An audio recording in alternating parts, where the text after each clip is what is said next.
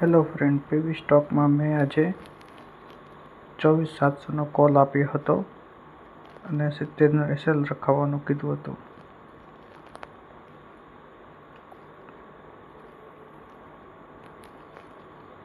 10 ને 22 હતો.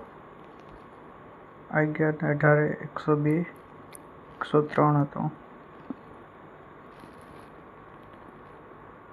1 વાગે 122 112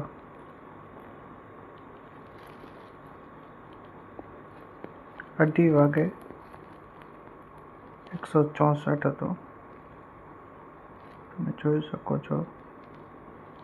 3 ને 20 170 ખૂબ સારો પ્રોફિટ હતો.